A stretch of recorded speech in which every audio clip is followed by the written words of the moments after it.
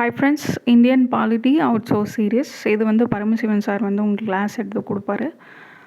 இந்த வீடியோவில் இந்திய அரசியலமைப்பின் உருவாக்கம் பற்றி தான் நீங்கள் பார்க்க போகிறீங்க. இது ஃபுல்லாக பார்த்தீங்க அப்படின்னா பிரக்தீஸ் பப்ளிகேஷன்ஸ் அந்த புக்கில் இருந்து தான் உங்களுக்கு கிளாஸஸ் இருக்கும். ஸோ சார் இந்த சீரீஸை சிலபஸ் வைஸ் கம்ப்ளீட் பண்ணி தருவார்.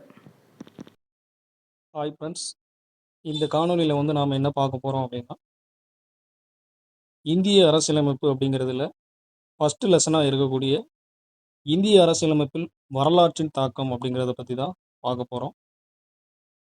ஸோ இந்த சப்ஜெக்டை பாலிட்டி அப்படிங்கிறது எந்த அளவுக்கு இம்பார்ட்டன்ட் அப்படிங்கிறது ஒரு ஆஸ்பிரண்ட்டாக எல்லாத்துக்குமே தெரியும்னு நினைக்கிறேன். ஸோ அதில் முடிஞ்ச அளவுக்கு நாம் அதிகமாக ஸ்கோர் பண்ணுறதுக்கு இந்த கிளாஸ் அப்படிங்கிறது உங்களுக்கு ஹெல்ப்ஃபுல்லாக இருக்கும்னு நினைக்கிறேன். ஓகே, ஸோ வாங்க பார்க்கலாம். ஸோ வரலாற்றின் தாக்கம் அப்படின்னு பார்க்கும்போது, இது நம்ம ஐரோப்பியர் வருகை அப்படிங்கிற ஒரு ஸ்டார்டிங்கில் இருந்து தான் நாம் இந்த கிளாஸ் அப்படிங்கிறதே நாம் பார்க்க வேண்டியிருக்கும். பட் ஆனால் ஐரோப்பியர் வருகை அப்படின்னு பார்க்கும்போது நம்ம அதை டீட்டெயிலாக படிக்கணுமா அப்படின்னா அவசியம் கிடையாது. அது நீங்கள் ஐஎன்எம் அப்படிங்கிற ஒரு சப்ஜெக்டில் நீங்கள் அதை பற்றி தெரிஞ்சுப்பீங்க. ஸோ இங்கே வந்து நீங்கள் என்ன தெரிஞ்சுக்க போகிறீங்க அப்படின்னா, ஸோ அவங்க கம்பெனி வந்து நம்மளை ரோல் பண்ணாங்க. கிட்டத்தட்ட ஒரு 300 ஆண்டுகள் அப்படிங்கிறது கம்பெனி ரோல் பண்ணாங்க. அந்த 300 ஆண்டுகள் எப்படி, அதாவது ஒவ்வொரு சட்டங்களை வச்சு தான் நம்மளை ஆட்சி பண்ணியிருக்கிறாங்க அப்படிங்கிறது நம்ம பார்க்குறோம். ஸோ இந்த சட்டத்தின் வழியாக தான் நமக்கான அரசியலமைப்பு அப்படிங்கிறது எப்படி உருவாகுதுங்கிறது தான் நாம் அதை ஒரு பார்க்குறதுக்கு ஒரு பேசிக்கான ஒரு லெசனாக எதை பார்க்குறோம் அப்படின்னா, இந்த வரலாற்றின் தாக்கம் அப்படிங்கிறத பார்க்குறோம். ஓகே, ஸோ இப்போ ஐரோப்பியர் வருகை. இந்த ஐரோப்பியர் வருகை அப்படிங்கிறது உங்கள் எல்லாத்துக்குமே தெரியும். ஐரோப்பியர் வருகை அப்படிங்கிறது முதல்ல நம்மளுடைய இந்திய நாட்டுக்கு வந்து ஸோ முதல்ல யார் வாரா அப்படின்னா, வந்த முதல் ஐரோப்பியர் யார் அப்படின்னு ஒரு கொஸ்டின் கேட்டிருப்பாங்க. ஸோ இந்த ஐரோப்பியர் வருகை அப்படிங்கிறதுல முதல்ல வந்த ஒரு ஐரோப்பியர் யார் அப்படின்னு பார்த்தா போர்ச்சுகீசியர்கள். ஓகேவா, இந்த போர்ச்சுகீசியர்கள் தான் என்ன பண்ணியிருப்பாங்க அப்படின்னா 1498 வந்திருப்பாங்க. ஓகேவா, 1498 வந்து இந்த போர்ச்சுகீசியர்கள் அப்படிங்கிறவங்க இந்தியாவுக்கு முதல்ல வராங்க. ஓகேவா, அவங்க தான் வணிகம் பண்ணன்னு சொல்லிட்டு போர்ச்சுகீசியர்கள் தான் 1498 வராங்க. ஸோ போர்ச்சுகீசியர்களுக்கு அப்புறமாக யார் வாரா அப்படின்னு பார்த்தோம் அப்படின்னா, ஸோ அதாவது 1602 மார்ச் 20 டச்சுக்காரர்கள் அப்படிங்கிறவங்க வராங்க. ஓகேவா, 1602 மார்ச் 20 டச்சுக்காரர்கள் அப்படிங்கிறவங்க. ஸோ அவங்களும் வணிகம் பண்ணுறதுக்காக இந்தியாவுக்கு வருகை புரிகிறாங்க. ஸோ இதுக்கப்புறமா வந்தவங்க தான் நம்மளை ஆட்சி பண்ண இந்த ஆங்கிலேயர்கள் அப்படிங்கிறவங்க. கிட்டத்தட்ட அவங்களுக்கு அந்த ஒரு லைசன்ஸ் அப்படிங்கிறது எப்போ கிடைக்குது அப்படின்னா, அந்த 1600 டிசம்பர் 31 அங்கே இருக்கக்கூடிய இங்கிலாந்து அரசியான முதலாம் எலிசபெத் அப்புறம் அவங்களால தான் இந்த லைசன்ஸ் அப்படிங்கிறது ஒரு 15 ஆண்டுகளுக்கு வழங்கப்பட்டது. ஓகே, வணிகம் செய்வதற்கு. ஸோ அதன் அடிப்படையில் என்ன பண்ணியிருப்பாங்க அப்படின்னா, ஸோ அவங்களும் இந்தியாவுக்கு வராங்க அப்படிங்கிறத பார்க்குறோம். ஸோ ஆங்கிலேயர்களுக்கு அப்புறமா வருகை புரிந்தவங்க தான் யார் அப்படின்னா டேனியர்கள் அப்படிங்கிறவங்க. இந்த டேனியர்கள் எப்போ வந்திருப்பாங்க அப்படின்னா 1616 மார்ச் 17 இந்தியாவுக்கு வருகை புரிகிறாங்க. எப்போ வராங்கன்னா 1616 மார்ச் 17 என்ன பண்ணியிருப்பாங்க அப்படின்னா, ஸோ அவங்க இந்தியாவுக்கு வருகை புரிகிறாங்க. ஸோ ஃபைனலாக வந்தவங்க தான் யார் அப்படின்னா பிரெஞ்சுக்காரர்கள் அப்படிங்கிறவங்க. இந்த பிரெஞ்சுக்காரர்கள் எப்போ வந்திருப்பாங்க அப்படின்னா 1664 வந்திருப்பாங்க. 1664 வந்திருப்பாங்க. ஓகேவா, ஸோ இவ்வளோ பேர் வந்தாலும் இதில் தாக்கு பிடிச்சது யார் அப்படின்னா இந்த ஆங்கிலேயர்களும் பிரெஞ்சுக்காரர்களும் தான் கடைசி கட்டத்தில். ஸோ 2 பேருமே ஆட்சி பண்ணணும்னு நினைக்கிறாங்க. இதுக்கிடையில் அவங்களுக்கு நிறைய சண்டைகள் அப்படிங்கிறது உருவாகுது. ஸோ அதில் நீங்கள் பார்த்துருப்பீங்க கர்நாடக போர் அப்படிங்கிறது. முதல் கர்நாடக போர், 2ஆம் கர்நாடக போர், 3ஆம் கர்நாடக போர் அப்படின்னு சொல்லிட்டு. முதல் கர்நாடக போர் எப்போ நடந்திருக்கும் அப்படின்னா 1746, 1746 1748 வரைக்கும் நடந்திருக்கும். 2வது கர்நாடக போர் அப்படிங்கிறது எப்போ நடந்திருக்கும் அப்படின்னா 1749 டு 1754 வரைக்கும் நடந்திருக்கும். ஸோ 3வது கர்நாடக போர் அப்படிங்கிறது வந்து எப்போ நடந்திருக்கும் அப்படின்னா 1756 1763 வரைக்கும் நடந்திருக்கும் அப்படிங்கிறத பார்க்குறோம். ஸோ இதை தாண்டி நடந்த 2 முக்கியமான போர் என்ன அப்படின்னா, ஒன்று பிளாசிக், இன்னொன்று பக்சார் அப்படின்னு சொல்லுவாங்க. ஸோ பிளாசிக் போர் அப்படிங்கிறது வந்து எப்போ நடந்திருக்கும் அப்படின்னா, ஸோ 1757 ஜூன் 23 அப்படின்னு பார்க்குறோம். அதுக்கப்புறமா நடந்த போர் தான் என்னென்னா பக்சார் போர் அப்படிங்கிறது. இந்த பக்சார் போர் ரொம்ப ரொம்ப ரொம்ப முக்கியம். ஏன் அப்படின்னா, இந்த பக்சார் போர் தான் கம்பெனியை இந்தியாவில் ரோல் பண்ணுறதுக்கு ஒரு அடித்தளத்தை வந்து அமைச்சு கொடுத்துச்சு அப்படிங்கிறத நம்மளால் உறுதியாக சொல்ல முடியும். ஏன் அப்படின்னா, இந்த போரினுடைய முடிவு என்னவா இருக்குது அப்படின்னா ஒரு உடன்படிக்கைக்கு கொண்டு போயிருக்கும். என்ன உடன்படிக்கை அப்படின்னா 1765 ஸோ அலகாபாத் உடன்படிக்கை அப்படின்னு போயிருக்கும். இந்த 1765 அலகாபாத் உடன்படிக்கையின் அடிப்படையில் தான் என்ன பண்ணுறாங்க அப்படின்னா, கம்பெனி வணிகத்தை தாண்டி இந்த நிர்வாகம் பண்ணக்கூடிய ஒரு சின்ன ஒரு அதாவது என்னன்னா ஒரு ரைட்ஸை பெறுறாங்க அப்படின்னு சொல்லலாம். என்ன அப்படின்னா திவானி உரிமை அப்படின்னு சொல்லுவாங்க. அந்த திவானி உரிமையை வழங்கியது வந்து எந்த சாசனம் அப்படின்னா இந்த அலகாபாத் உடன்படிக்கை அப்படிங்கிறது தான் நாம பார்ப்போம். இது என்ன உடன்படிக்கை அப்படின்னா அதாவது ஒரு 3 பகுதிகளுக்கு வங்காளம், பீகார், ஒடிசா இந்த 3 பகுதிகளுக்கு வரி வசூல் பண்ணக்கூடிய உரிமையை வந்து இந்த சாசனம், அதாவது இந்த இந்த அலகாபாத் உடன்படிக்கை அப்படிங்கிறது ஆங்கிலேயர்களுக்கு வழங்குது. இந்த பகுதிகளில் அவங்க வரி வசூல் பண்ணக்கூடிய ஒரு அதிகாரத்தை வந்து வழங்கிடுச்சு. இங்க இருந்து தான் அவங்க கொஞ்சம் கொஞ்சமா அவங்களோட அட்மினிஸ்ட்ரேஷனை விரிவாக்கம் பண்றாங்க. நிறைய சட்டங்களை இயற்றுறாங்க. அத பத்தி தான் நாம இங்க என்ன தெரிஞ்சுக்க போறோம் அப்படின்னா பார்க்க போறோம். அத மட்டும் தான் இந்த கிளாஸஸ்ல நாம ஒரு வரலாற்று பின்னணி அப்படிங்கிற ஒரு லெசனா பார்க்க போறோம். ஓகே. எல்லாத்துக்குமே இந்த பாலிட்டி அப்படிங்கிறதுல நீங்க முதல் பாடம் அப்படிங்கிறது எப்பவுமே படிச்சிருப்பீங்க இது. இதுல நான் சொல்லியிருக்கிறேன். 1608 ஆங்கிலேயர்கள் அப்படிங்கிற வருகை புரிந்துருவாங்க. 600 அவங்களுக்கு பட்டய சட்டம் டிசம்பர் 31ஆம் தேதி அப்படிங்கிறது முதலாம் எலிசபெத் அப்படிங்கிறவங்க வழங்கியிருப்பாங்க. அதன் அடிப்படையில் அவங்க இந்தியாவுக்கு வருகை புரிஞ்சிருப்பாங்க. அதுக்கப்புறமா திவானி உரிமை அப்படிங்கிறது 1765 என்ன பண்ணுறாங்க, வங்காளம், பீகார், ஒடிசாவில் அந்த உரிமையை வாங்குறாங்க அப்படிங்கிறத பார்க்குறோம். இதுக்கப்புறமாக என்ன அப்படின்னா கம்பெனி அப்படிங்கிறது வந்து நம்மளை எவ்வளோ ஆண்டு ஆட்சி பண்ணுச்சு அப்படின்னா கம்பெனியை பொறுத்தளவில் 1773 1858 வரைக்கும் கம்பெனி நம்மளை ஆட்சி பண்ணியிருக்கிறாங்க. கம்பெனிக்கு அப்புறமாக ஒரு மிகப்பெரிய ஒரு சிப்பாய் கழகம் அப்படிங்கிறது 1858ஆம் ஆண்டு நடந்திருக்கும். அந்த சிப்பாய் கழகத்து 1857 அந்த கழகம் அப்படிங்கிறது நடந்து அதன்படி ஒரு உடன்படிக்கை அப்படிங்கிறது அது கொண்டு போயிருக்கும் நம்மளை. அதுக்கப்புறமா அந்த உடன்படிக்கையின் அடிப்படையில் கம்பெனி ஆட்சியை முடிவு பண்ணிட்டு என்ன பண்ணுறாங்கன்னா பிரிட்டிஷ் வந்து நம்ம நேரடி ஆட்சியின் கீழ் கொண்டு வந்து என்ன பண்ணுறாங்க, ஆட்சி பண்ணுறாங்க. அது எப்போ இருந்து அப்படின்னா 1858 இருந்து நாம சுதந்திரம் பெறக்கூடிய 1947 வரைக்கும் என்ன பண்ணுறாங்கன்னா நம்மளாம் ஆட்சி பண்ணுறாங்க. அப்போ 2 பிரிவு, ஒன்று கம்பெனி ஆட்சி, இன்னொன்று என்ன பிரிட்டிஷ் ஆட்சி. இந்த ரெண்டும் நம்மளை என்ன பண்ணாங்கன்னா தொடக்க காலத்தில் இந்த மாதிரி சட்டங்களை வச்சு நம்மளை என்ன பண்ணியிருக்கிறாங்கன்னா நிர்வாகம் பண்ணியிருக்காங்கிறத பார்க்குறோம். ஓகேவா. இதில் அதன் அடிப்படையில் தான் 1947 ஆகஸ்ட் 15 அப்படிங்கிறது உங்களுக்கு இந்தியா வந்து சுதந்திரம் அடைந்தது. சுதந்திரம் அடைந்ததுக்கு அப்புறமாக மவுண்ட் பேட்டன் திட்டம் வந்து இப்படி ஒவ்வொரு திட்டங்கள், அதாவது சட்டங்கள் கொண்டு வந்து தான் கடைசியில் நமக்கு விடுதலை சட்டம்லாம் ஏற்றிருப்பாங்க. இந்தியாங்கிறது என்னது, குடியரசானது 1950 ஜனவரி 26ங்கிறதெல்லாம் நாம் பார்ப்போம். ஓகேவா. அரசியல் நிர்ணய சபை 1946 அமைக்கப்பட்டிருக்குங்கிறதெல்லாம் நம்ம அடுத்தடுத்த கிளாஸில் நம்ம பார்க்க போகிறோம். Okay right. இப்போ நாம் இங்கே என்ன தெரிஞ்சுக்க போகிறோம் அப்படின்னா இந்த சட்டங்களை மட்டும்தான். கம்பெனி ஆட்சியினுடைய என்னென்ன சட்டங்கள் அப்படிங்கிறத பார்க்குறோம். அதே மாதிரி பிரிட்டிஷ் வந்து நம்மளை எப்படி ஆட்சி பண்ணாங்க, அதுக்கான சட்டங்கள் என்ன, இதை தெரிஞ்சுக்க போகிறோம். இதோட இந்த கிளாஸை நம்ம கம்ப்ளீட் பண்ண போகிறோம். Okay right. இப்போ இதில் வந்து என்ன அப்படின்னா முதல்ல நமக்கு வந்து இவங்க போட்ட சட்டம் என்ன அப்படின்னா ரெகுலேட் ஆக்ட் அப்படிம்பாங்க. இந்த ரெகுலேட் ஆக்ட் அப்படிங்கிறது வந்து என்ன அப்படின்னா ரெகுலேட் ஆக்ட் அப்படிங்கிறத பொறுத்தளவில் வேற ஒன்றும் இல்லை. அதாவது கம்பெனி அப்படிங்கிறது வந்து ஒரு நல்ல லாபத்தோட போயிட்டு இருக்குன்னு இங்கிலாந்தில் அவங்க நினச்சிக்கிட்டு இருப்பாங்க. பட் ஆனால் இங்கே என்ன அப்படின்னா உண்மையிலே அது லாபத்தோட போயிருக்கும் கம்பெனி.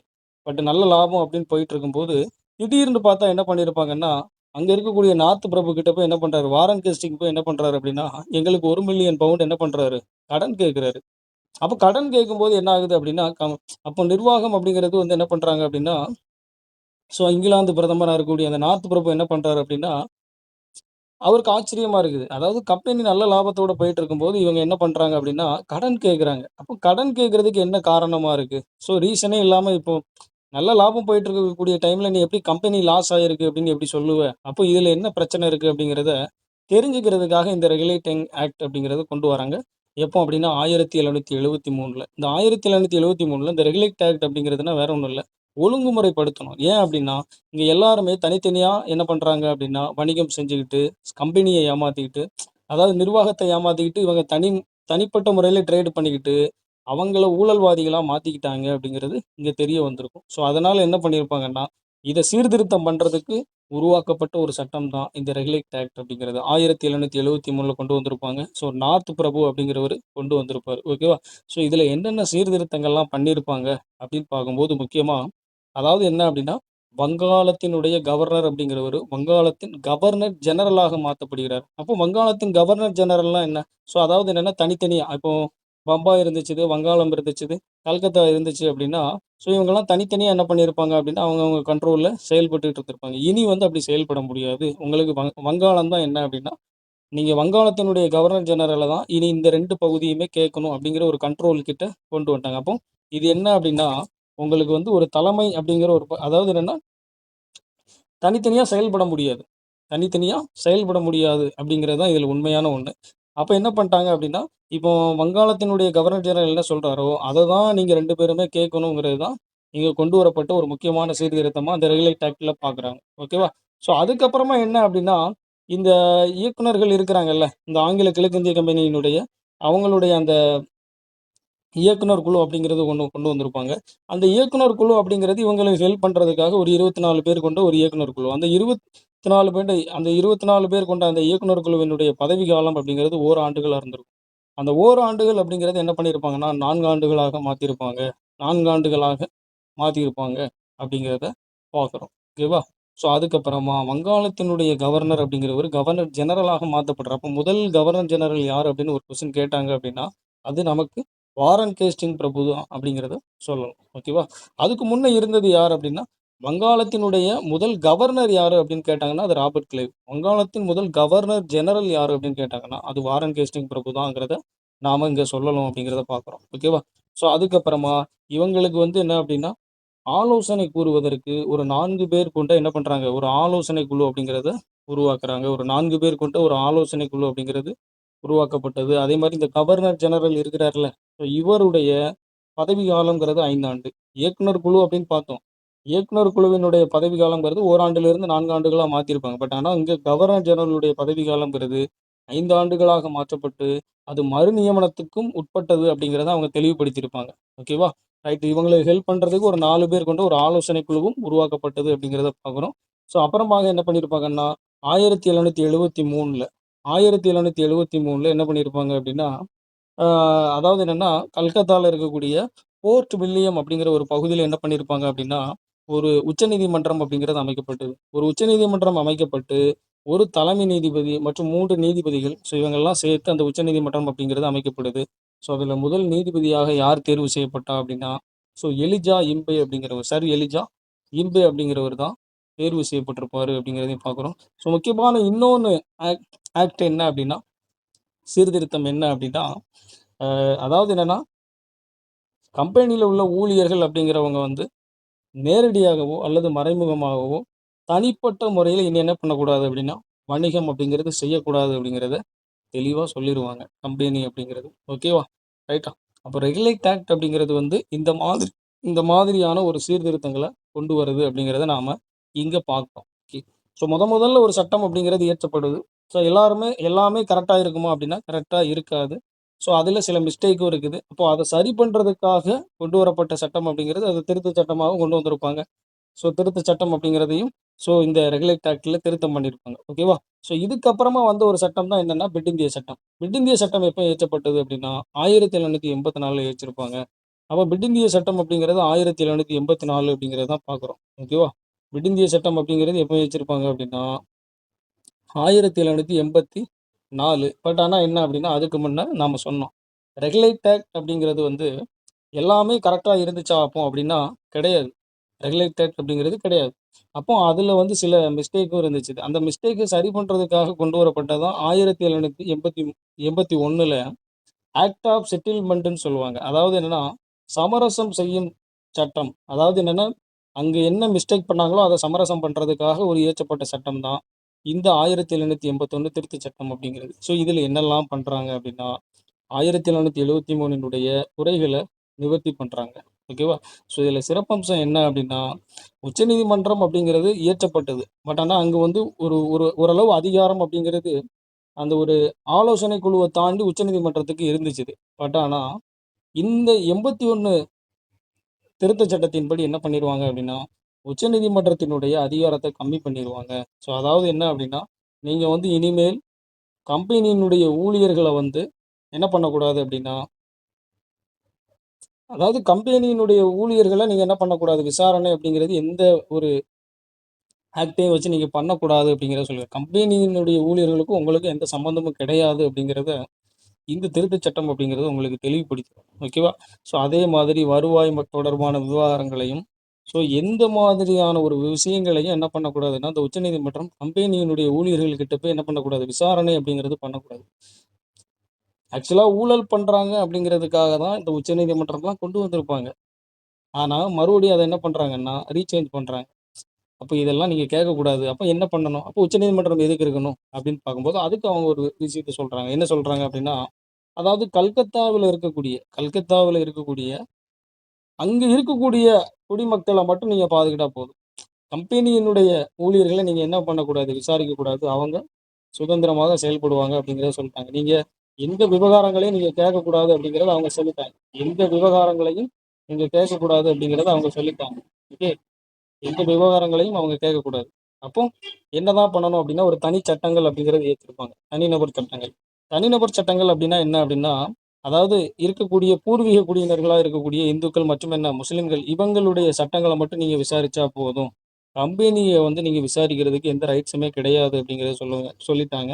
இன்னொன்னு மேல்முறையீடு அப்படிங்கிறதுமே, அது கவர்னர் ஜெனரல் கிட்ட தான் இருக்குதே தவிர, உச்சநீதிமன்றத்துக்கிட்ட இல்ல அப்படிங்கிறத அவங்க தெளிவுபடுத்திருவாங்க. ஸோ அதுக்கப்புறமா முழுக்க முழுக்க என்ன யாருக்கு தான் இங்க அதிகாரம் அப்படிங்கிறது விரிவுபடுத்தப்பட்டிருக்கும் அப்படின்னா, கவர்னர் ஜெனரலுக்கு தான் இந்த அதிகாரம் அப்படிங்கிறது அதிகப்படுத்தப்படுது. அப்போ இந்த திருத்தச் சட்டம் அப்படிங்கிறது என்ன பண்ணுது அப்படின்னா, உச்சநீதிமன்றத்த கிட்டத்தட்ட ஒரு ஒரு அது பவரா இருந்திருக்கும்.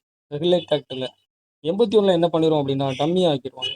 அப்போ உச்சநீதிமன்றம் அப்படிங்கிறது ஏதோ பேருக்கு செயல்படுற மாரி செயல்படுத்திருவாங்க அப்படிங்கிறத நாம பார்க்குறோம். ஓகேவா?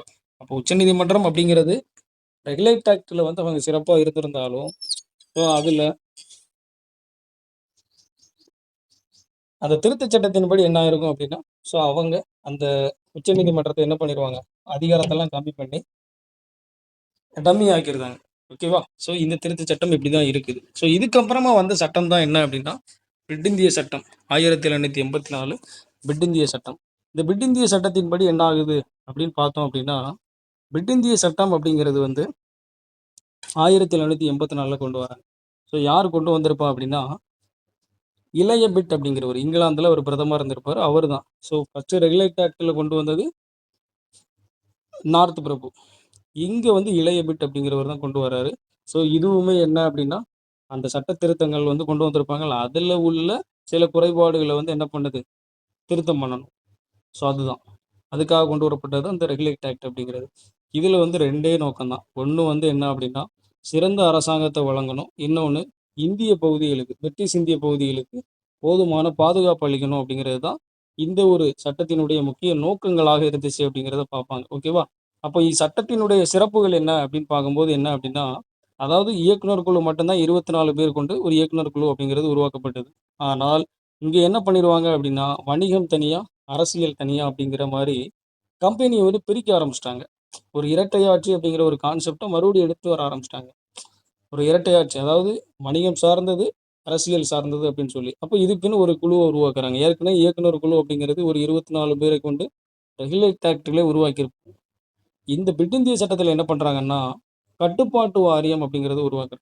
கட்டுப்பாட்டு வாரியம். அதாவது போர்ட் ஆஃப் கண்ட்ரோல் அப்படிங்கிற ஒரு கட்டுப்பாட்டு வாரியத்த உருவாக்கிட்டு, இந்த மாரி ஒரு இரட்டையாட்சி அப்படிங்கிற ஒரு கான்செப்ட்ட எடுத்துட்டு வந்து, இயக்குனர் குழு அப்படிங்கிறது வந்து வணிக நடவடிக்கைகள மட்டும் பார்த்துக்கிட்டா போதும். கட்டுப்பாட்டு வாரியம்ங்கிறது ஒரு அரசின் பிரதிநிதியாக இனி செயல்படும் அப்படிங்கிறத, இவங்க என்ன பண்ணிருவாங்க அப்படின்னா, தெளிவுபடுத்திரும் இந்த பிட் இந்திய சட்டம் அப்படிங்கிறது. ஓகேவா? அதே மாதிரி இதில என்ன பண்ணிருவாங்கன்னா, கம்பெனியுடைய பகுதிகள் அப்படிங்கிறது இந்தியாவில் உள்ள பிரிட்டிஷ் பகுதியில, அதாவது பிட் இந்திய அதாவது என்ன அதாவது என்னன்னா பிரிட்டிஷ் இந்திய பகுதிகள் அப்படின்னு சொல்லி அவங்களுடைய பகுதிகளாக மாற்றிக்கிறாங்க. முதல்ல அந்த உச்சரிப்ப கொண்டு வந்துட்டாங்க. அதுக்கு முன்ன இதுலலாம் பெருசா அவங்களுக்கு என்ன பண்ணாம, இத அவங்க கண்டுக்கவே இல்ல. ஸோ அதுக்கப்புறமா தான் இங்க என்ன கொண்டு வராங்கன்னா, கம்பெனியுடைய பகுதிகள் அப்படிங்கிறது இந்தியாவில் உள்ள பிரிட்டிஷ் உடைமைகள் அப்படின்னு அத அழைக்க ஆரம்பிச்சுட்டாங்க. ஓகேவா? ஸோ அதுக்கப்புறமா உச்சக்கட்ட கட்டுப்பாடுங்கிறது இங்க யாருக்கு தான் இருந்துச்சு அப்படின்னா, ஸோ பிரிட்டிஷினுடைய அரசாங்கத்துக்கு மட்டும் தான். கம்பெனியினுடைய அதிகாரத்த கம்மி பண்ணிக்கிட்டே வராங்க அப்படிங்கிறத இங்க சொல்றாங்க. கம்பெனியினுடைய அதிகாரத்த கம்மி பண்ணிக்கிட்டே வராங்க. ஸோ கொஞ்சம் கொஞ்சமா பிரிட்டிஷ் அரசு அப்படிங்கிறது கண்ட்ரோல எடுத்து இந்த பிட் இந்திய சட்டத்தில என்ன பண்றாங்க, அதாவது ஒரு உச்சபட்ச கட்டுப்பாடுங்கிறத இந்த மாதிரியான ஒரு ரைட்ஸ் எல்லாம் அவங்க என்ன பண்ணிட்டாங்க, கொஞ்சம் கொஞ்சமா கைப்பற்ற ஆரம்பிச்சுட்டாங்க அப்படிங்கிறத நாம இங்க பார்க்குறோம். ஓகேவா? அப்போ இரட்டை ஆட்சி அப்படிங்கிற ஒரு கான்செப்ட் படி இந்த பிட் இந்திய சட்டம் உருவாக்குது. ஓகேவா? ஸோ இதுதான் 784ல நாம பார்க்க வேண்டிய விஷயம். ஸோ இதையுமே திருத்தம் பண்ணியிருப்பாங்க 1786ல். என்ன பண்ணியிருப்பாங்க அப்படின்னா, காரன்வாலிஸ் பிரபு வராரு நமக்கு. ஓகேவா? காரன்வாலிஸ் பிரபு வரும்பொழுது என்ன பண்றாரு அப்படின்னா, அவரை வந்து நாம வந்து இங்க வந்து கவர்னர் ஜெனரலா உருவாக்கணும் அப்படின்னா, அதுக்கு முன்ன அவர் 2 ஒரு கோரிக்கை வைக்கிறாரு. 1, சிறப்பு நிகழ்வுகள்ல வந்து தனது குழுவினுடைய முடிவு தான் இங்க என்ன, அதாவது என்னன்னா இவங்களுக்கு, அதாவது சிறப்பு நிகழ்வுகள்ல தனது குழுவினுடைய முடிவை நிராகரிக்கும் அதிகாரம். அதாவது இவங்க சொல்றது தான் இங்க அந்த ஒரு முடிவா இருக்கணும் அப்படிங்கிறத இங்க தெளிவுபடுத்தாங்க. ஓகேவா? சிறப்பு நிகழ்வுகள்ல தன்னோட குழுவினுடைய முடிவு தான் நிராகரிக்கும் அதிகாரமா இருக்கணும். அதாவது ஃபுல் அண்ட் ஃபுல் ஒரு இந்த எல்லா சிறப்பு நிகழ்வுகள்லையும் இவங்கள் தான் முழுக்க முழுக்க அதிகாரம் செலுத்தக்கூடியதாகவும், அந்த டிசிஷன் எடுக்கக்கூடிய ஒரு அதிகாரியாகவும் இந்த அதாவது என்னன்னா அந்த கவர்னர் அப்படிங்கிறவர் இருப்பாரு. இன்னொன்னு வந்து என்ன அப்படின்னா, அந்த கமாண்டர் இன் சீஃப்ன்னு சொல்லுவாங்க. அதாவது ராணுவ தலைமை தளபதியாகவும் இருக்கக்கூடியது இந்த கவர்னராகத்தான் இருக்கணும் அப்படிங்கிறத சொல்லியிருப்பாங்க. அதாவது என்னன்னா 2 விஷயத்த சொல்லியிருப்பாரு. அதுல வந்து முக்கியமானது அப்படின்னு பார்க்கும்போது என்னன்னா, இந்த கமாண்டோ இன் சீஃப் அப்படின்னு சொல்லக்கூடிய அந்த ராணுவ பதவியும் இந்த கவர்னருக்கு தான் இருக்கணும் அப்படிங்கிறத அவரு கேட்டிருப்பாரு. இந்த 2 கோரிக்கைகளுமே நிறைவேற்றப்பட்டிருக்கும். 2 கோரிக்கைகளுமே நிறைவேற்றப்பட்டு, காரன்வாலிஸ் பிரபு அப்படிங்கிறவர் என்ன பண்ணியிருப்பாரு, இந்த கவர்னர் ஜெனரலாக வந்திருப்பாரு. அவருக்காகவே உருவாக்கப்பட்ட ஒரு திருத்தச் சட்டம் தான் எது அப்படின்னா, இந்த பிட் இந்திய திருத்தச் சட்டம் 1786 அப்படிங்கிறத நாம இங்க பார்க்குறோம். ஓகேவா? அதுக்கப்புறமா வந்தது வந்து என்ன அப்படின்னா, பட்டய சட்டம். பட்டய சட்டம் வந்து என்ன அப்படின்னா, 1793ல வருது. 1793 பட்டய சட்டம் என்ன சொல்லுது அப்படின்னா, அதாவது இதுல மெயினா நீங்க தெரிஞ்சுக்க வேண்டிய விஷயம் அப்படிங்கிறது என்ன அப்படின்னா, கவர்னர் ஜெனரலுக்கான ஒரு அதிகாரத்த வந்து என்ன பண்றாங்க அப்படின்னா, இன்னும் அதிகரிச்சுக்கிட்டே தான் போறாங்க. இன்னும் அதிகரிச்சுக்கிட்டே தான் போறாங்க. அதே மாரி யார் மேல கூடுதல் கட்டுப்பாடு அப்படிங்கிறது விதிக்கப்படுதுன்னா, மும்பை மற்றும் மெட்ராஸ் மாகாணங்கள் மீது மேலும் கூடுதல் கட்டுப்பாடு அப்படிங்கிறது என்ன பண்றாங்க, விதிக்கப்படுது. ஏற்கனவே சட்டம் இயற்றக்கூடிய எல்லா தகுதியும் அவங்க இழந்துகிட்டே வந்திருப்பாங்க. ஆக்சுவலா இவங்க வந்து என்ன, வங்காளத்தினுடைய கவர்னர் ஜெனரல் கீழ தான் செயல்படக்கூடிய அளவுக்கு வச்சுட்டாங்க. இன்னும் என்ன பண்றாங்க, அவங்களுக்கு இன்னும் கட்டுப்பாட்ட விதிச்சுக்கிட்டே இருக்கிறாங்க அப்படிங்கிறது தான் இந்த ஆக்ட் அப்படிங்கிறது சொல்லுது. ஓகேவா? அதே மாரி இந்த கம்பெனியினுடைய வர்த்தக உரிமைங்கிறது மேலும் 20 ஆண்டுகளுக்கு நீடிக்கப்பட்டது அப்படிங்கிறத சொல்றாங்க. இந்த பிட் இந்திய சட்டத்துல சொல்றாங்க. ஓகேவா? ஃபைனலா இதில தான் நீங்க நோட் பண்ண வேண்டியது என்ன அப்படின்னா, கட்டுப்பாட்டு வாரியம் மற்றும் என்ன பணியாளர்களுக்கு இந்தியாவினுடைய வருவாயிலிருந்து ஊதியம் அப்படிங்கிறது வழங்கப்படும் அப்படின்னு சொன்ன சட்டம் எது? அது கேட்டிருக்கிறாங்க கொஸ்டின்ல. சரியா? அப்ப இத நீங்க கொஞ்சம் தெளிவா பார்த்து வச்சுக்கணும். கட்டுப்பாட்டு வாரியம் அப்படிங்கிறது வந்து இவங்களுக்கு எல்லாமே பணியாளர்களுக்கும் சரி, கட்டுப்பாட்டு வாரியத்தில இருக்கக்கூடிய ஊழியர்களுக்கும் சரி, இனி சம்பளம் அப்படிங்கிறது வந்து இந்தியாவினுடைய வருவாயிலிருந்து தான் வழங்கப்படும் அப்படிங்கிறத இவங்க சொல்லிடுறாங்க. இந்த சட்டம் அப்படிங்கிறது தெளிவுபடுத்திருது. ஓகேவா? ஓகே. அப்போ சேலரிங்கிறது இனி வந்து இந்தியாவுடைய நிதியிலிருந்து தான் வழங்கப்படும் அப்படிங்கிறத இந்த 793 பட்டய சட்டம் அப்படிங்கிறது இங்க தெளிவுபடுத்துது அப்படிங்கிறத பார்க்குறோம். ஓகேவா? இதுல இந்த பட்டய சட்டத்துல இதுதான் நாம தெரிஞ்சுக்க வேண்டியது அப்படிங்கிறத பார்க்குறோம். ஓகேவா? இதுக்கப்புறமா வந்த பட்டய சட்டம் தான் 1813 பட்டய சட்டம். இந்த 1813 பட்டய சட்டம்ங்கிறதும் ரொம்ப முக்கியமான ஒண்ணா தான் பார்க்குறாங்க. ஓகேவா? ஏற்கனவே 793 பட்டய சட்டத்துல வந்து என்ன பண்ணியிருப்பாங்கன்னா, ஸோ மதம் பரப்புவதற்கு தடை அப்படிங்கிறத விதிச்சிருப்பாங்க. மதம் பரப்பலாம் முடியாது. இந்தியால வந்து மதம் பரப்பலாம் தடை அப்படிங்கிறது 793 பட்டய சட்டம் சொல்லியிருக்கும். ஆனா 813ல என்ன பண்ணியிருப்பாங்க, அத அனுமதி வழங்குறாங்க அப்படிங்கிறதெல்லாம் பார்ப்போம். ஓகே. 813 பட்டய சட்டம் என்ன அப்படின்னா, கம்பெனியினுடைய அந்த ஏகபோக வர்த்தக உரிமை அப்படிங்கிறத தடை பண்ணிடுச்சு. ஓகேவா? அப்ப கம்பெனியுடைய அதிகாரத்த நீங்க ஒவ்வொரு ஆக்ட்லயும் பார்க்கும்போது, கம்மி பண்ணிக்கிட்டே வந்து பிரிட்டிஷ் வந்து தன்னோட கண்ட்ரோல வந்து அதிகப்படுத்திக்கிட்டே வருவாங்க. இந்த 2 தான் நடக்க போகுது. ஒவ்வொரு ஆக்ட்லயும் இவங்க என்ன பண்ணுவாங்கன்னா, இதான் நடக்கும். இவங்களோட அதிகாரத்த கம்மி பண்ணிக்கிட்டு, அவங்களோட அதிகாரத்த அதிகப்படுத்திக்கிட்டே வராங்க. இப்ப இதுல முக்கியமான விஷயம் 813ல என்ன அப்படின்னா, வர்த்தகம் பண்ணக்கூடியது. ஏகபோக வர்த்தகத்த வந்து நீ என்ன பண்ண முடியாது, இனி பண்ணக்கூடாது அப்படிங்கிறத சொல்லுவாங்க. ஆனா இதுல ஒண்ணு விதிவிலக்கா என்ன வச்சிருப்பான்னா, தேயிலை வர்த்தகம் மட்டும் நீங்க சீனா கூட பண்ணிக்கலாம். மத்த எதுக்குமே நீங்க ஏகபோக வர்த்தக உரிமைலாம் பண்ண முடியாது. இனி எங்களோட கண்ட்ரோலா தான் இருக்கும் அப்படிங்கிறத அவங்க சொல்ல, அதாவது இதுல வந்து சொல்லிடுறாங்க. அப்போ கொஞ்சம் கொஞ்சமா ரோல் பண்ண ஆரம்பிக்கிறாங்களா? ஒரு கம்பெனிங்கிற ஆட்சி வந்து எப்படி பிரிட்டிஷ் ஆட்சியா மாறுது அப்படிங்கிறதுக்கு இது எல்லாமே ஒரு அடையாளங்களா நம்ம பார்த்துக்கிட்டே வருவோம். இப்போ 813ல சொல்லிட்டாங்க. ஏகபோக வர்த்தக உரிமையெல்லாம் நீ பண்ண முடியாது. தேயிலை வணிகம் மட்டும் சீனா கூட பண்ணிக்கோ அப்படிங்கிறத அவங்க என்ன பண்றாங்க, இங்க சொல்றாங்க. அதே மாரி கல்விக்கு வந்து என்ன பண்ணியிருப்பாங்க அப்படின்னா, கல்விக்கு வந்து ஆண்டுக்கு 1,00,000 அப்படிங்கிறது வழங்குறதா சொல்லியிருப்பாங்க. ஆனா வழங்கப்பட்டதா அப்படின்னா வழங்கவில்லை. வழங்கப்பட்டதா அப்படின்னா வழங்கல. பேச்சுக்கு சொல்லியிருப்பாங்க. ஓகேவா? ரைட். ஸோ அதே மாரி மத போதகர்கள் அப்படிங்கிறவங்க அனுமதிக்கப்படுகிறாங்க. ஸோ மதத்த பரப்புவதற்கு அனுமதி வழங்கிய சட்டம் எது அப்படின்னா 813. 793 வழங்கவில்லை. ஓகேவா? அதையும் நீங்க தெரிஞ்சுக்கிறீங்க. ஸோ ஃபைனலா என்ன அப்படின்னா, இந்த மேற்கத்திய கல்வியை வந்து பரப்புவதற்கும் இது என்ன பண்றது? வழிவகுக்குது அப்படின்னு சொல்லலாம். அப்போ இந்த மதத்த பரப்புவதற்கும் சரி, மேற்கத்திய கல்விய பரப்புவதற்கும் சரி, இந்த 813 பட்டய சட்டம் அப்படிங்கிறது வழிவகுக்குது அப்படிங்கிறத சொல்றோம். ஸோ அதுக்கப்புறமா உள்ளூர் அரசாங்கங்கள் வந்து என்ன வரிகள வந்து விதிக்கிறதுக்கும், வரி செலுத்தாதவர்களை தண்டிக்கிறதுக்கும் அதிகாரத்த வழங்கிய சட்டம் எது அப்படின்னா, அது 1813 சட்டம் தான். அதாவது என்ன அப்படின்னா, இந்தியாவுடைய வருமானத்தை எவ்வாறு செலவிடணும்? ஸோ இத வந்து தெளிவுபடுத்தினது இந்த 813 பட்டய சட்டம் தான். இந்தியாவுடைய வருமானத்தை எவ்வாறெல்லாம் செலவிட வேண்டும் அப்படின்னு விதிமுறை வழங்கிய ஒரு சட்டம் எது அப்படின்னா, 813 பட்டய சட்டம். ஸோ அதே மாரி ராணுவ செலவுக்குன்னு உச்சவரம்பு நிர்ணயிச்ச சட்டம் எது அப்படின்னு கேட்டாலும், அது 813 பட்டய சட்டம் தான். ராணுவ செலவுக்குன்னு இவ்வளவுதான் இனி ஃபண்ட் ஒரு உச்சவரம்ப நிர்ணயிச்சிருப்பாங்க. ஸோ அப்போ இந்தியாவுடைய வருமானத்தை எவ்வாறு செலவிடணும்? இதுக்கு ஒரு விதிமுறை கொடுக்குது. அதே மாரி ராணுவ செலவுக்கு இவ்வளோதான் ஃபண்ட் ஒதுக்கும் அப்படின்னு ஒரு உச்சவரம்பு நிர்ணயிக்குது. இது 2மே 813 பட்டய சட்டம் தான் வழங்கியிருக்கும் அப்படிங்கிறத நாம இந்த பட்டய சட்டத்தில பார்க்குறோம். ஓகேவா? 813. ஸோ அதுக்கப்புறமா வந்தது தான் என்ன அப்படின்னா 833 பட்டய சட்டம் அப்படிங்கிறது. ஓகே. 33 பட்டய சட்டம் அப்படிங்கிறதுல என்ன அப்படின்னா 813 முடிச்சு 833. இந்த 833ல என்ன நடக்குது அப்படின்னா, 833ல இன்னும் என்ன பண்றாங்க அப்படின்னா, அந்த சென்ட்ரலைசேஷன் அப்படின்னு சொல்லுவாங்க. சென்ட்ரலைசேஷன்னா மையப்படுத்துறது. ஆக்சுவலா ரெகுலேட் ஆக்ட்லயே அத கொண்டு வந்துட்டாங்க. கவர்னர் ஜெனரல் அப்படிங்கிற ஒரு பதவிக்கு கீழ தான் நீங்க இனிமே செயல்படுவீங்கன்னு, அந்த சென்ட்ரலைசேஷனுடைய தொடக்க புள்ளிங்கிறது ரெகுலேட் ஆக்ட்லயே வந்திருக்கும். ஆனா இங்க அத தெளிவுபடுத்திடுறாங்க. எங்க அப்படின்னா 1833ல. அதாவது என்னன்னா, ஃபர்ஸ்ட்டு வங்காளத்தின் கவர்னர் அப்படிங்கிறவர் கவர்னர் ஜெனரலாக மாத்தப்பட்டார். இந்த கவர்னர் ஜெனரல் அப்படிங்கிறவர் என்ன பண்றாருன்னா, வங்காளத்தின் கவர்னர் ஜெனரல் அப்படிங்கிறது இந்தியாவினுடைய கவர்னர் ஜெனரலா மாத்தப்பட்டாரு. வங்காளம்ங்கிறது மாத்தப்பட்டு, இனி இந்தியாவுக்கு அவர் தான் கவர்னர் ஜெனரல்னு சொல்லி, இனி இவங்களுக்கு கீழ தான் நீங்க செயல்படணும் அப்படிங்கிற மாரி சொல்லிட்டாங்க. ஓகேவா? அப்போ வங்காள கவர்னர் ஜெனரல் அப்படிங்கிறது இந்தியாவினுடைய கவர்னர் ஜெனரலாக மாற்றப்படுறார். ஸோ அதுல முதல் நபர் தான் யாரு அப்படின்னா, வில்லியம் பென்டிங் பிரபு. இந்தியாவின் முதல் கவர்னர் ஜெனரல் யார் அப்படின்னா, அது வில்லியம் பென்டிங் பிரபு அப்படிங்கிறத தான் சொல்லுவோம். ஓகேவா? வில்லியம் பென்டிங் பிரபு அப்படிங்கிறத தான் சொல்லுவோங்கிறத பார்க்குறோம். அதே மாரி ஆலோசனை குழு அப்படிங்கிறதுல வந்து விடிந்திய சட்டத்திலே அதாவது என்னன்னா, விடிந்திய சட்டம் 1784ல என்ன பண்ணியிருப்பாங்க அப்படின்னா, அந்த 4 பேர் அப்படிங்கிறதுல ஒருத்தர கம்மி பண்ணிருவாங்க. ஏன்னா, அந்த போர்ட் ஆஃப் கண்ட்ரோல் அப்படிங்கிறது கொண்டு வந்ததுனால, அந்த 4 பேர் அப்படிங்கிறதுல இருந்து ஒருத்தர கம்மி பண்ணியிருப்பாங்க. இதையும் நீங்க அந்த அதாவது 1784 பட்டய சட்டத்தில நோட் பண்ணி வச்சுக்கோங்க.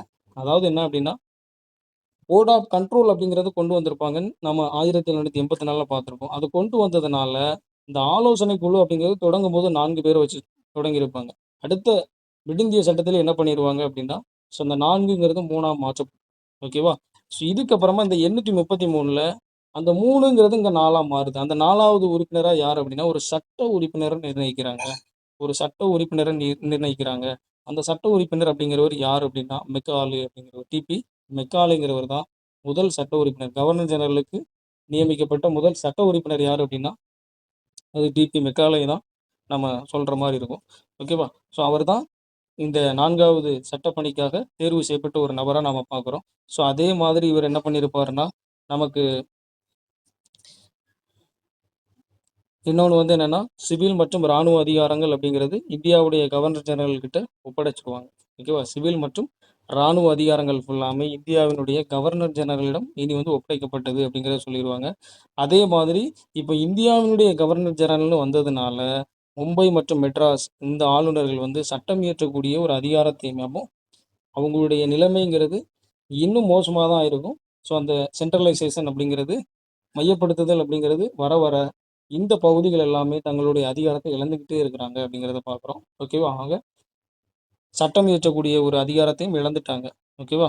ஸோ அதுக்கப்புறமா சட்டங்கள் அப்படிங்கிறது ஒழுங்குமுறை ரெகுலேஷன் என்பதிலிருந்து இனி ஆக்ட்டாக மாற்றப்படுது. இனி எல்லாமே ஆக்ட் தான். இனி ரெகுலேட்லாம் கிடையாது. இனி இயற்றப்போது எல்லாமே ஆக்ட் தான். இங்கிருந்து தான் நம்ம ஒவ்வொரு கான்செப்ட்டா நாம எடுப்போம். ஓகேவா?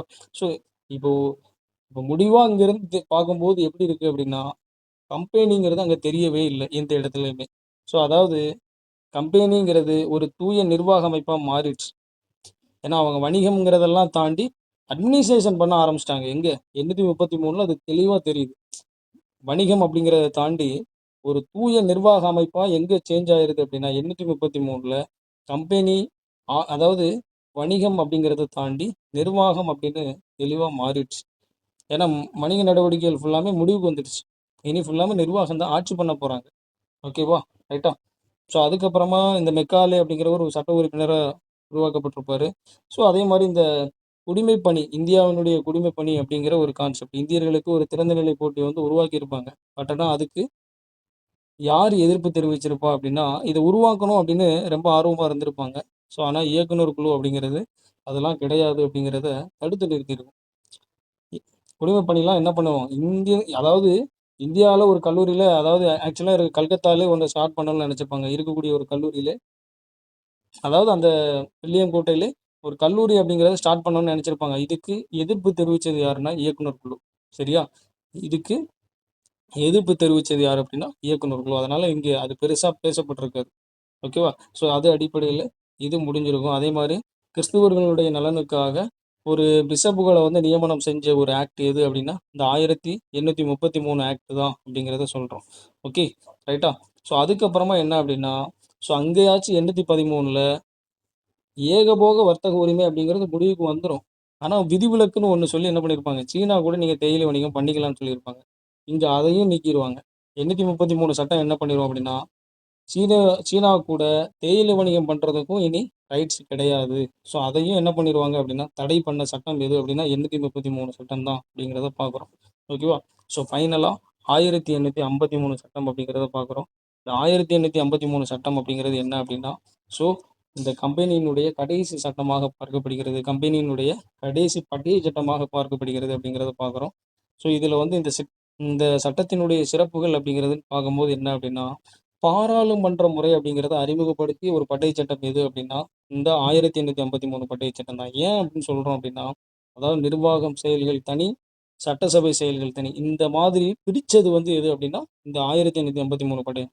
நிர்வாக செயல்கள் எது, அதே மாதிரி சட்டசபையில் இதெல்லாம் பிரித்து என்ன பண்ணிட்டாங்க பண்ணதுனால அந்த பாராளுமன்ற முறைங்கிறது இங்கேயே ஸ்டார்ட் ஆகுது. பாராளுமன்ற முறைங்கிறது இங்கேயே ஸ்டார்ட் ஆகிருக்கும் அப்படிங்கிறத பார்க்குறோம். அதே மாதிரி என்ன அப்படின்னா, இங்கே இன்னொரு விஷயம் என்ன அப்படின்னா, அந்த குடிமைப்பணி தேர்வு அப்படிங்கிறது 833 கொண்டு வரும்போது இயக்குனர் குழு அப்படிங்கிறது எதிர்ப்பு தெரிவிச்சிருக்கும். ஆனால் இந்த 853 படை திட்டம் என்ன பண்ணிடும் அப்படின்னா 54 குடிமைப்பணி தேர்வு அப்படிங்கிறது ஒன்று அறிமுகப்படுத்தவும் செஞ்சிடும். அதே மாதிரி அதில் இந்தியர்களுக்கும் அனுமதி வழங்கப்படும் அப்படிங்கிறத அவங்க தெளிவுபடுத்திடுவாங்க. அப்போ திறந்த நிலை போட்டிங்கிறது 54 வந்துடுச்சு அப்படிங்கிறத நம்ம பார்க்குறோம். ஓகேவா? ஸோ அதே மாதிரி ஆளுநருடைய குழுவில் மேலும் 6 புதிய உறுப்பினர்கள் அப்படிங்கிறவங்க என்ன பண்ணுறாங்க அப்படின்னா சேர்க்கப்படுறாங்க. மேலும் 6 உறுப்பினர்கள் அப்படிங்கிறவங்க சேர்க்கப்படுகிறாங்க. அப்போ அந்த குடிமைப்பணி தேர்வு அப்படிங்கிறது மெக்காலே குழுவினுடைய பரிந்துரையின் அடிப்படையில் உருவாக்கப்பட்டது. சரி, அந்த குடிமைப்பணி தேர்வுங்கிறது மெக்காலே குழுவினுடைய பரிந்துரையின் அடிப்படையில் உருவாக்கப்பட்டது அப்படிங்கிறத நாம் பார்க்குறோம். ஸோ 53 பட்டய சட்டம் அப்படிங்கிறதுல நாம் இவ்வளோ தான் தெரிஞ்சுக்கிறோம். ஓகேவா? ஸோ நாம் இதுவரைக்கும் பார்த்த சட்டங்கள் எல்லாமே என்ன அப்படின்னா, ஸோ கம்பெனி ஆக்ட் முழுக்க முழுக்க கம்பெனி தான் இதெல்லாம் நிர்வாகம் பண்ணாங்க. ஸோ இவங்க கிட்ட இருந்து அதிகாரம் பண்ண யார் ஆரம்பித்தா அப்படின்னா பிரிட்டிஷ். ஸோ இவங்க ஆட்சி பண்ணி கம்பெனியுடைய அதிகாரத்தை கம்மி பண்ணிட்டு இவங்க டைரெக்டாக ஆட்சி பண்ணுறதுக்கு இன்னொரு முக்கியமான காரணமாக அந்த சிப்பாய் கழகம் அமைஞ்சிருக்கும். ஸோ அதன் அடிப்படையில் ஸோ என்ன ஆகுது அப்படின்னா விக்டோரியா மகாராணியினுடைய ஒரு பேரறிக்கை அப்படிங்கிறது சமர்ப்பிக்கப்படுது. ஸோ அதில் என்ன தெளிவுபடுத்திடுவாங்கன்னா, இனி கம்பெனி ஆட்சி அப்படிங்கிறது இனி இருக்காது. இனி வந்து இந்தியா அப்படிங்கிறது வந்து என்ன அப்படின்னா நேரடி கட்டுப்பாட்டின் கீழ், பிரிட்டிஷோட நேரடி கட்டுப்பாட்டின் கீழ் இனி செயல்படும் அப்படிங்கிறத இந்த விக்டோரியா மகாராணியினுடைய பேரறிக்கை வந்து நமக்கு என்ன சொல்லிடும். ஸோ அது தெளிவுபடுத்திடும். ஓகேவா? இனி நாம் 58லேருந்து பார்க்கக்கூடிய சட்டங்கள் எல்லாமே கம்பெனி ஆட்சியினுடைய சட்டங்கள் கிடையாது, இங்கிலாந்து அரசினுடைய ஆட்சி சட்டங்களாக நம்ம பார்க்குறோம். இங்கிலாந்து நம்மளை நேரடி ஆட்சி பண்ண ஆரம்பிச்சிட்டாங்க. ஓகேவா? 47 வரைக்கும் பண்ணுவாங்க. ஸோ அதை தான் இனி பார்க்க போகிறோம். ஓகேவா? ஸோ அதில் நாம் முதல்ல தெரிஞ்சுக்க வேண்டிய சட்டம் எது அப்படின்னா, அதில் நாம் தெரிஞ்சுக்க வேண்டிய சட்டம் இந்திய அரசாங்க சட்டம் 1858. இந்த 1858 அப்படிங்கிறது வந்து ஆக்சுவலாக 1858 நவம்பர் 1 அப்படிங்கிறதுல அலகாபாத்தில் கானிங் பிரபு அப்படிங்கிறவர் என்ன பண்ணியிருப்பாருன்னா அந்த விக்டோரியா மகாராணியினுடைய பேரறிக்கையை வந்து என்ன பண்ணியிருப்பார் அப்படின்னா வாசிச்சிருப்பார் அலகாபாத்தில். சரியா? ஸோ அதில் தான் இந்த ஆட்சி எப்படி இருக்க போகுது எல்லாத்தையும் அதில் சொல்லப்பட்டிருக்கும். ஆக்சுவலாக இந்த 1858 இந்திய அரசாங்க சட்டத்தை எவ்வாறு அழைப்பாங்க அப்படின்னா, இந்திய மக்களின் மேக்னா கர்த்தா அப்படின்னு சொல்லுவாங்க. இந்திய மக்களின் மேக்னா கர்த்தா அப்படின்னு சொல்லுவாங்க. ஓகேவா? ஏன்னா அந்த அளவுக்கு ஒரு முக்கியமான சட்டமா இந்தியர்களுக்கு அமைஞ்சது அப்படிங்கிற சொல்லுவேன். ஏன்னா ஐஎன்சியே ஒரு கட்டத்துக்கு மேல கோரிக்கை வைப்பாங்க. இனி வந்து நேரடி ஆட்சியின் கீழ் கொண்டு வாங்க அப்படின்னு சொல்லியிருப்பாங்க. அது ஏமாற்றமாவே இருந்திருக்கும். இப்போ அத கொண்டு வந்த உடனே, இது வந்து ஒரு மேக்னா கர்த்தாவா பார்க்குறாங்க. ஒரு நல்லாட்சி சட்டமா பார்க்கப்பட்டது தான் எது அப்படின்னா, இந்த 1858 இந்திய அரசு சட்டம் அப்படிங்கிறது. ஓகேவா? அப்போ இந்தியா அப்படிங்கிறது இனிமே நேரடி ஆட்சியின் கீழ் அப்படிங்கிறது கொண்டு வந்துட்டாங்க. இந்தியாங்கிறது நேரடி ஆட்சியின் கீழ் கொண்டு வந்துட்டாங்க.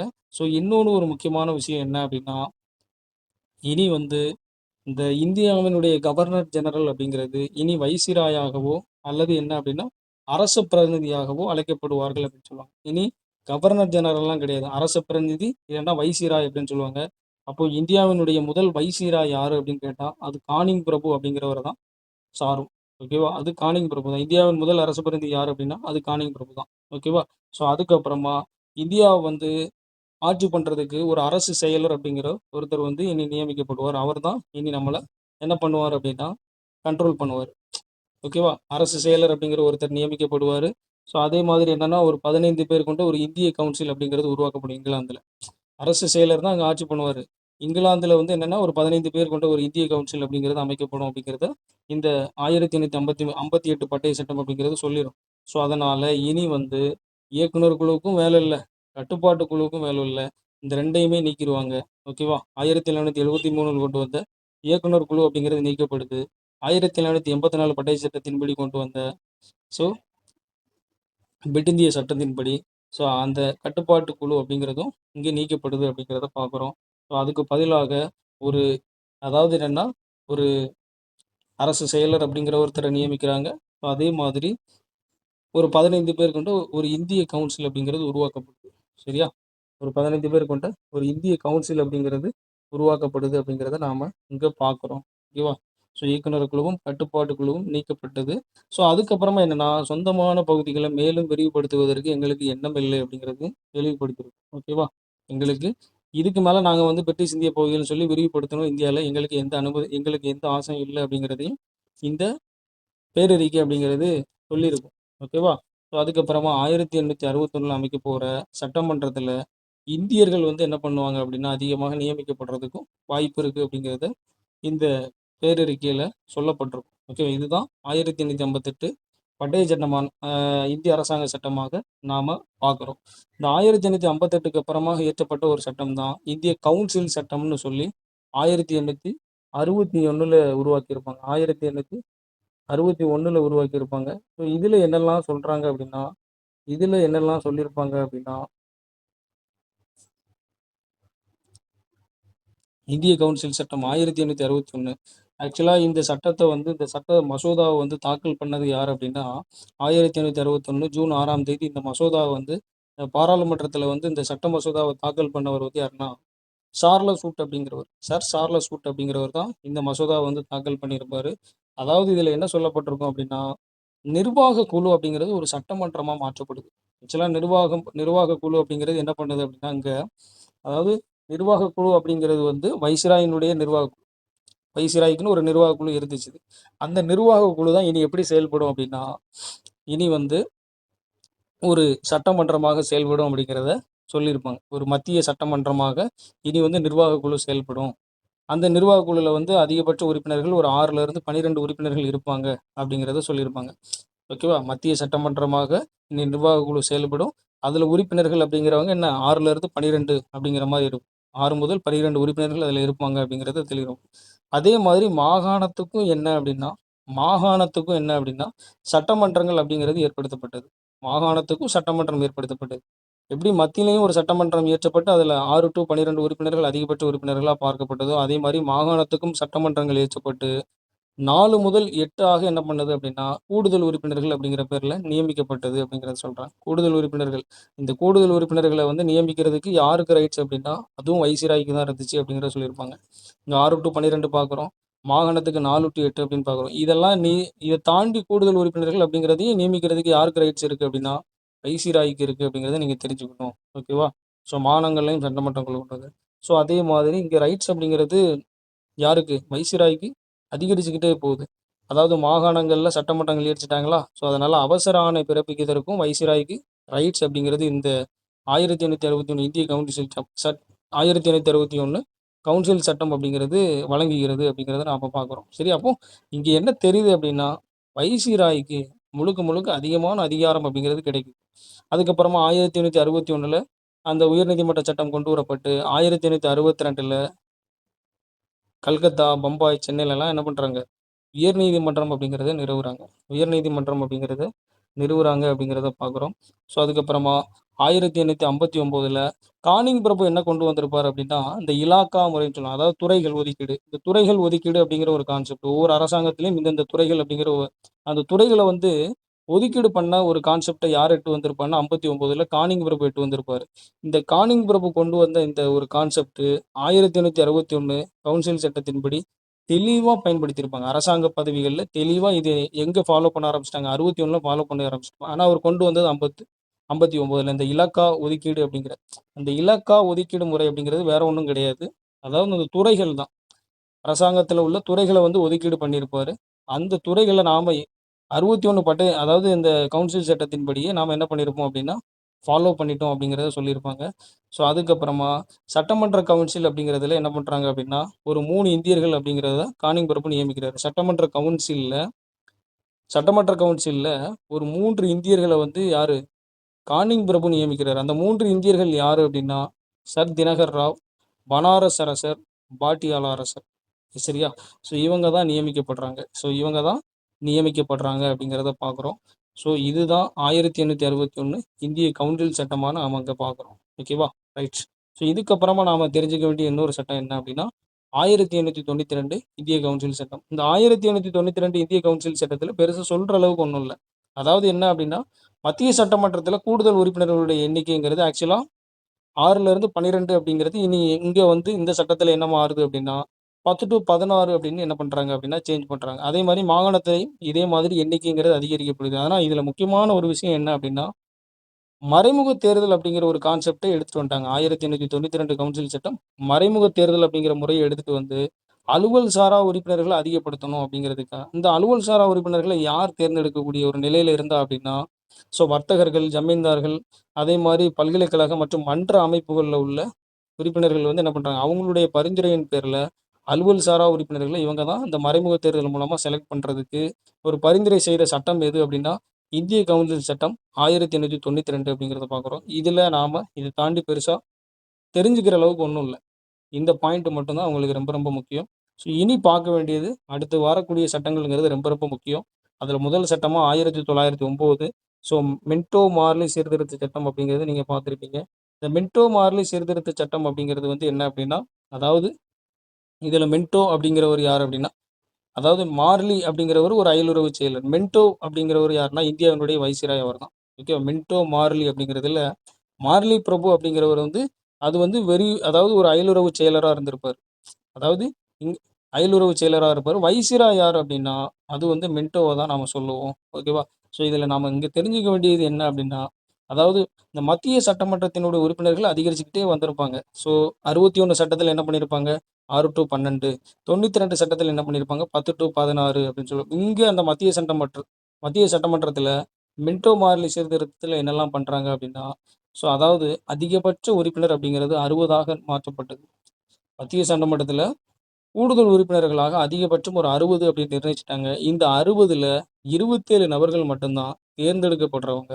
ஸோ மற்றவங்க எல்லாருமே நியமிக்கப்படுகிறார்கள் அப்படிங்கிறத இந்த 1909 மின்டோ மார்லி சீர்திருத்த சட்டம் தெளிவுபடுத்திரும். மொத்தம் 60 பேரு. ஸோ அதில் 27 பேர் என்ன பண்றாங்க? தேர்ந்தெடுக்கப்படுகிறாங்க. மத்த எல்லாமே நியமனம் தான் அப்படிங்கிறத தெளிவுபடுத்திரும். இன்னொன்னு ரொம்ப ரொம்ப ரொம்ப முக்கியம் என்ன அப்படின்னா, முஸ்லிம்களுக்கு வகுப்புவாரி பிரதிநிதித்துவம் வழங்கிய முதல் சட்டம் எது அப்படின்னா, இந்த மின்டோ மார்லி சீர்திருத்த சட்டம் தான்.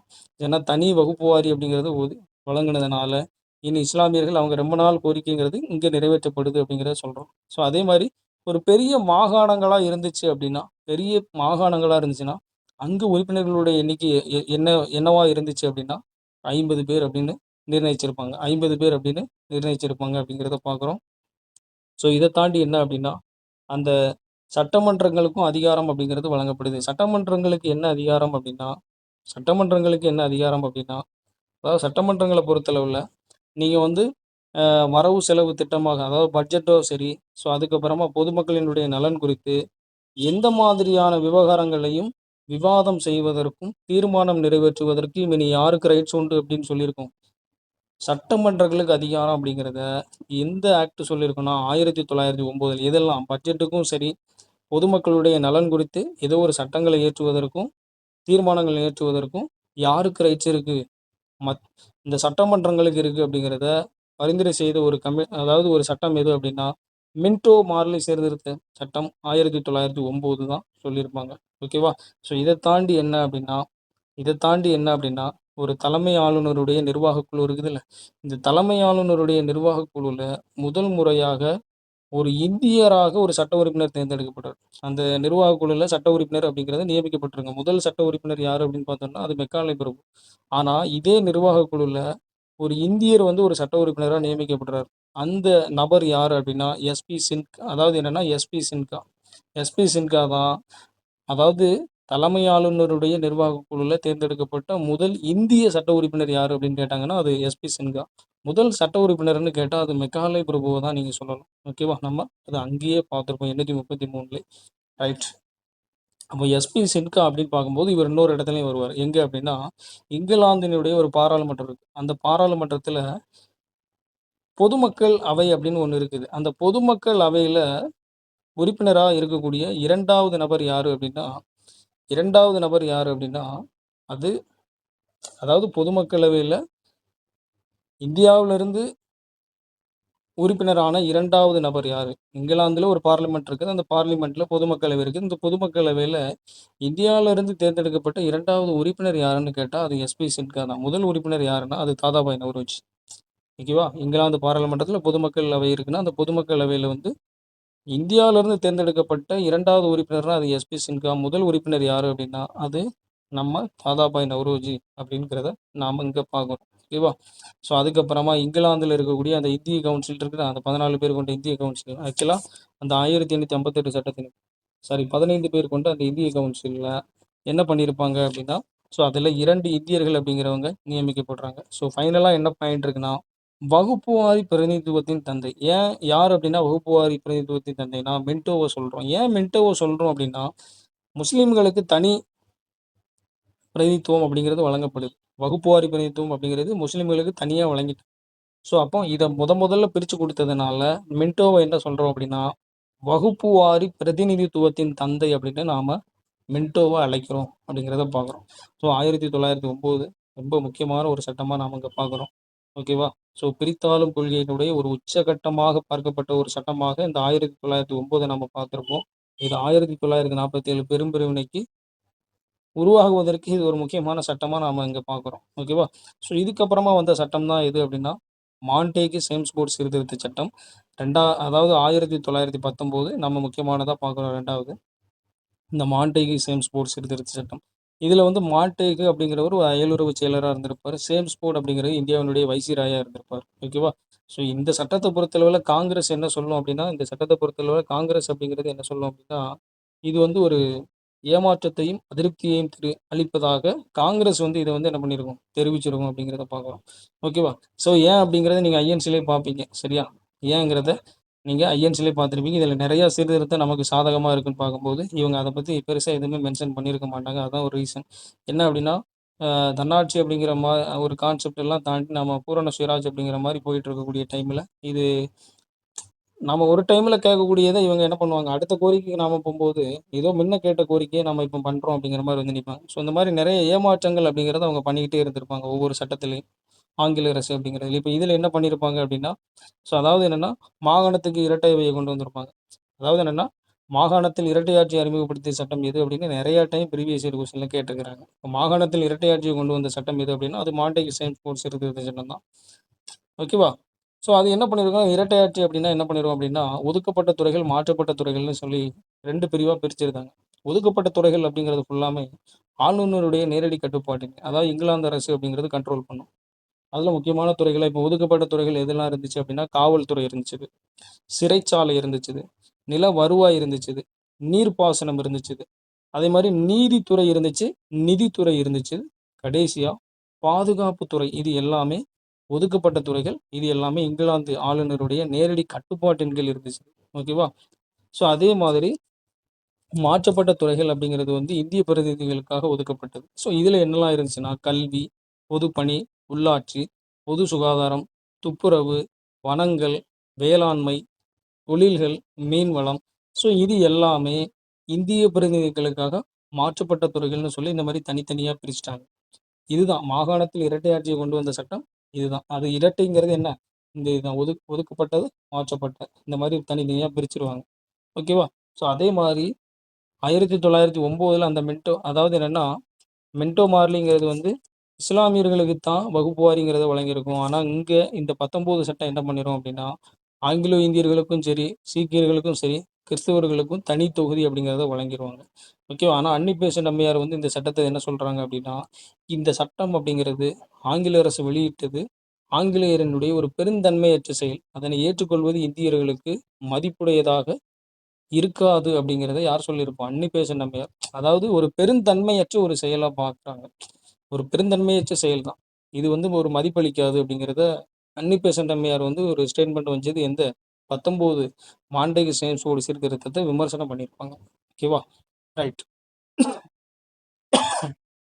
ஸோ அதே மாதிரி என்ன அப்படின்னா, இதில் வந்து இன்னொன்று முக்கியமான விஷயம் என்ன அப்படின்னா, இதில் வந்து 2 அவைகள் அப்படிங்கிறது கொண்டு வராங்க. சட்டமன்றத்தில் வந்து சட்டப்பேரவை, சட்ட மேலவை அப்படிங்கிற, மாநிலங்களவை அப்படிங்கிற சட்ட மேலவை. ஸோ இந்த மாதிரி 2 பிரிவாக கொண்டு வந்துடுறாங்க. சட்டப்பேரவை அப்படிங்கிறதுல வந்து என்ன பண்ணியிருப்பாங்கன்னா, 144 மொத்த உறுப்பினர்கள்.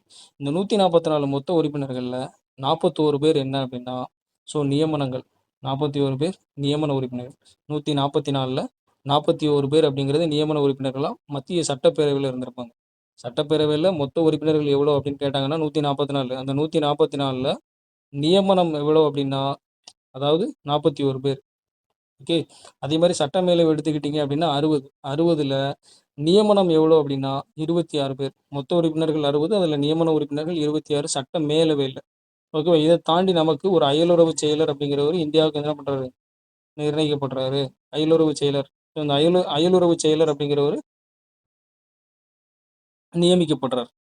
ஒரு அயலுறவு செயலர் நியமிக்கப்பட்டதோடு மட்டுமல்லாமல் 1793 நம்ம பார்த்துருப்போம். 1793 இந்த மாதிரி போர்ட் ஆஃப் கண்ட்ரோலுக்கும் சரி, எல்லாத்துக்குமே இனி இந்தியாவுடைய ஃபண்டில் இருந்து தான் இவங்களுக்கு சம்பளம் அப்படிங்கிறது வழங்கப்படும்னு சொல்லியிருப்போம். 793 அது இங்கே க்ளோஸ் ஆகுது. 1919 க்ளோஸ் பண்ணிடுவாங்க. இனி இந்திய நிதியிலிருந்து வழங்கப்படாது, பிரிட்டிஷ் நிதியிலிருந்து தான் நாங்கள் இனி வந்து வழங்கப்படும் அப்படிங்கிறத தெளிவாக சொல்லிடுவாங்க. சரியா? இந்தியாவுக்குன்னு ஒரு உயர் ஆணையரை நியமிச்சிருவாங்க. இந்தியாவுக்குன்னு ஒரு உயர் ஆணையர், ஒரு தூதரை நியமிச்சிருவாங்க, ஒரு அயலுறவு செயலரை நியமிச்சிருவாங்க. அதனால் இனி போர்ட் ஆஃப் கண்ட்ரோலுக்கு சரி, எது போர்ட் ஆஃப் கண்ட்ரோலுன்னு இல்லை, இனி மற்ற அவைகளுக்கு வந்து இந்திய நிதியிலிருந்து சம்பளம் அப்படிங்கிறது ஒதுக்கப்படாது அப்படிங்கிறத சொல்லிடுவாங்க. ஏன்னா நம்ம போர்ட் ஆஃப் கண்ட்ரோலை நீக்கிட்டோம் 1858. ஆனால் இதை தாண்டி என்ன அப்படின்னா, உங்களுக்கு வந்து அதாவது போர்ட் ஆஃப் கண்ட்ரோல் அப்படிங்கிறத நீக்கினாலும் முக்கியமான அங்கே கமிட்டியில் இருக்கக்கூடிய தலைவர்களுக்கு இந்தியாவுடைய நிதியிலிருந்து தான் அவங்களுக்கு சேலரி அப்படிங்கிறது வழங்கி கொண்டிருந்தாங்க. ஆனால் இதை 19ல் இது என்ன பண்ணிடுவாங்க, நீக்கம் அப்படிங்கிறது பண்ணிடுவாங்க. ஸோ அதற்கு பதிலாக இங்கே அயலுறவு செயலரை நியமிச்சிருவாங்க. அதே மாதிரி ஒரு இந்தியாவுக்கான ஒரு உயர் ஆணையரை நியமிச்சிருவாங்க. ஸோ இந்த மாதிரி ஒரு சீர்திருத்தங்கள் எல்லாமே இந்த 19 சட்டத்தில் நடக்குது. ஓகேவா?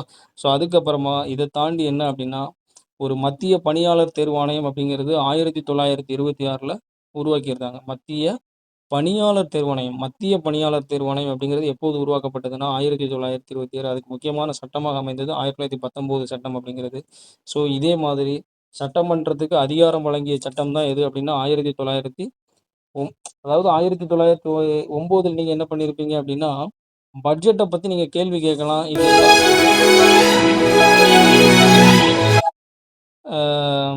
பட்ஜெட்டை பற்றி கேள்வி கேட்குறதுக்கு முக்கியமான பட்ஜெட்டை கேள்வி கேட்குறதுக்கு அப்படிங்கிறது அது வந்து 1909 அந்த சட்டம் நீங்கள் சட்டமன்றங்கள் வந்து இனி கேள்வி கேட்கலாம் அப்படிங்கிறது சொல்லியிருக்கோம். ஆனால் இந்த 19 சட்டம் என்ன சொல்லியிருக்கோம் அப்படின்னா, 19 சட்டம் வந்து மாகாணங்களுக்கு இனி தனி பட்ஜெட் அப்படிங்கிறத உருவாக்கணும் அப்படிங்கிறத தெளிவுபடுத்தியிருக்கோம். மாகாணங்களுக்கும் தனி பட்ஜெட் அப்படிங்கிறத உருவாக்கப்படணும் அப்படிங்கிறத சொன்ன சட்டம் எது அப்படின்னா 1919 மாண்டேகு ஜேம்ஸ் போர்டு சட்டம் தான் சொல்லியிருக்கோம் அப்படிங்கிறத பார்க்குறோம். ஓகேவா? ரைட்டா? ரைட். ஸோ அதுக்கப்புறமாக ஃபைனலாக இந்திய அரசாங்க சட்டம். ஓகேவா? இந்திய அரசாங்க சட்டம் அப்படிங்கிறது 1935 இந்திய அரசாங்க சட்டம். இந்திய அரசாங்க சட்டம் 1935ங்கிறது ரொம்ப ரொம்ப ரொம்ப முக்கியமாக பார்க்கப்படுகிறது. ஆக்சுவலாக இந்த இந்திய அரசாங்க சட்டம் 1935 அப்படிங்கிறது வந்து என்ன அப்படின்னா, சைமன் குழு அறிக்கை, அதுக்கப்புறமா 3 வட்டமேசை மாநாடுகள், ஸோ அதுக்கப்புறமா 1933 வெளியிடப்பட்ட வெலிங்டன் பிரபுவினுடைய அறிக்கை. ஸோ இதெல்லாம் என்ன பண்ணும், பேசிக்காக வச்சு உருவாக்கப்பட்ட ஒரு அரசு சட்டம் தான் 1935 இந்திய அரசாங்க சட்டம் அப்படிங்கிறத பார்க்குறோம். கிட்டத்தட்ட இதில் வந்து ஒரு 321 பிரிவுகளையும் 10 அட்டவணைகளையும் இந்த ஆக்ட் அப்படிங்கிறது கொண்டிருந்தது. 321 பிரிவுகளையும் 10 அட்டவணைகளையும் கொண்டிருந்தது அப்படிங்கிறத பார்க்குறோம். ஸோ அதே மாதிரி 3 பட்டியல்கள் அப்படிங்கிறது இருந்துச்சு. மத்திய பட்டியல், மாநில பட்டியல், பொது பட்டியல்னு சொல்லி. இந்த மத்திய பட்டியல் அப்படிங்கிறது வந்து 59 துறைகளையும், மாகாண பட்டியல் அப்படிங்கிறது ஒரு 54 துறைகளையும், பொதுப்பட்டியல் அப்படிங்கிறது 36 துறைகளையும் கொண்டிருந்தது அப்படிங்கிறத பார்க்குறோம். பொதுப்பட்டியல் அப்படிங்கிறது ஒரு 36 துறைகளையும் கொண்டிருந்தது அப்படிங்கிறத நாம் இங்கே பார்க்குறோம். ஓகேவா? ரைட். ஸோ அப்போ 3 பட்டியல்களை உருவாக்கிட்டாங்க. ஸோ மாகாணத்தில் இரட்டையாட்சி அப்படிங்கிறது எது வழங்கியது? அது மாண்டேக ஸ்டான்ஃபோர்டு சீர்திருத்த சட்டம். பட் மத்தியில் இரட்டையாட்சி வழங்கிய சட்டம் எது அப்படின்னு ஒரு கொஸ்டின் கேட்டாங்க அப்படின்னா, அது 1935 சட்டம் தான் அப்படிங்கிறத பார்க்குறோம். ஓகேவா? ஏன்னா மாகாணத்தில் இரட்டையாட்சிங்கிறது ஒழிச்சிட்டு மத்தியில் இரட்டையாட்சியை கொண்டு வந்திருப்பாங்க. ஓகேவா? மத்தியில் இரட்டையாட்சியை கொண்டு வந்திருப்பாங்க. ஸோ அதே மாதிரி இங்கேயுமே என்ன பண்ணுறாங்க அப்படின்னா, ஒரு கூட்டாட்சி நீதிமன்றம் அப்படிங்கிறத டெல்லியில் உருவாக்குறாங்க. இந்த கூட்டாட்சி நீதிமன்றம்ங்கிறது ஒரு தலைமை நீதிபதி மற்றும் 6 நீதிபதிகளை கொண்டு எப்போ உருவாக்குறாங்க அப்படின்னா, 1/4/1937 உருவாக்கியிருப்பாங்க.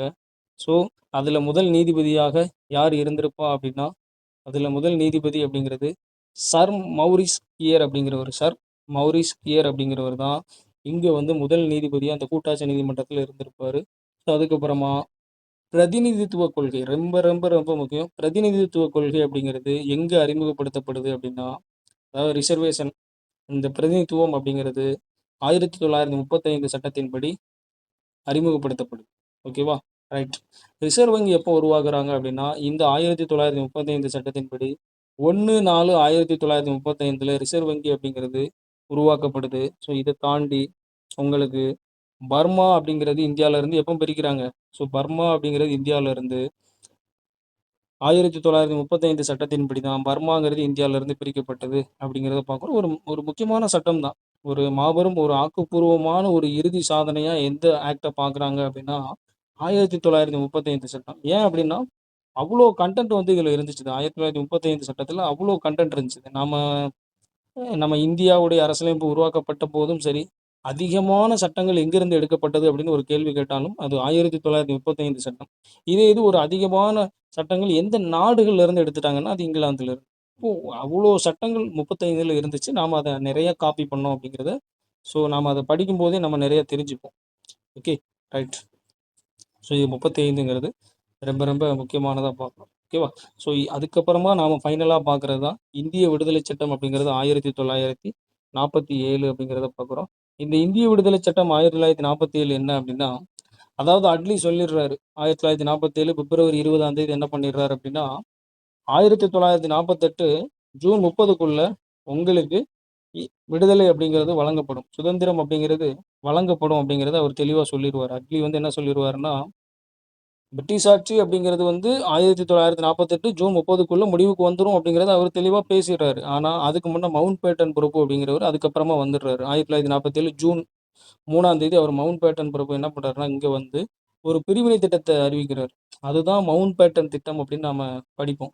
1947 ஜூன் 3 அன்னைக்கு அது மவுண்ட் பேட்டன் திட்டம் அப்படின்னு ஒண்ணு படிப்போம். ஸோ அது அவர் கொண்டு வந்தது தான். அதுல என்ன சொல்லியிருப்பாங்கன்னா, ஸோ அந்த பிரிவினை திட்டத்தை கொண்டு வந்து இந்தியாவுக்கான விடுதலை சட்டம் அப்படிங்கிறது எப்போ ஏற்றுறாங்க? 1947 ஜூலை 18ஆம் நாள் என்ன பண்றாங்கன்னா, இந்தியாவுக்கான விடுதலை சட்டம் அப்படிங்கிறது இயற்றப்பட்டு, ஸோ அதன்படி 1947 ஆகஸ்ட் 15 இந்தியாவும், 1947 ஆகஸ்ட் 14 அன்னைக்கு பாகிஸ்தானும் தனி நாடாக மாற்றப்படுகிறது அப்படிங்கிறத பார்க்குறோம். ஸோ அப்போ இதில் சுதேச அரசுகளை பொறுத்தளவில் அவங்க இந்தியா பக்கம் போகணுன்னாலும் போகலாம், பாகிஸ்தான் பக்கம் போகணுன்னாலும் போகலாம், இல்லை தனியாக இருக்கணும்னாலும் அவங்க இருக்கலாம். ஓகேவா? இல்லை அவங்க சுதேச அரசுகளாகவே தொடரணும் அப்படின்னு நினைச்சா கூட அந்த ரைட்ஸும் அவங்களுக்கு வழங்கப்பட்டது அப்படிங்கிற பார்க்குறோம். இதில் என்ன ஒரு விதிவிலக்கு அப்படின்னா, வங்காளம், பஞ்சாப் இந்த 2மே அங்கங்கே சிதறி கிடக்குது. ஸோ அதை பிரிக்கிறதுக்கு ஒரு அதாவது ஒரு குழு அப்படிங்கிறது அமைக்கணும். அது யார் தலைமையில அப்படின்னா, ராட்க்ளிஃப் தலைமையில அமைக்கணும். அது ராட்க்ளிஃப் தலைமையில அமைக்கணும் அப்படிங்கிறத சொல்லியிருப்பாங்க. அந்த ராட்க்ளிஃப் தலைமையில தான் இந்த குழு அப்படிங்கிறத அமைக்க போறோம் அப்படிங்கிறத சொல்லியிருப்பாங்க.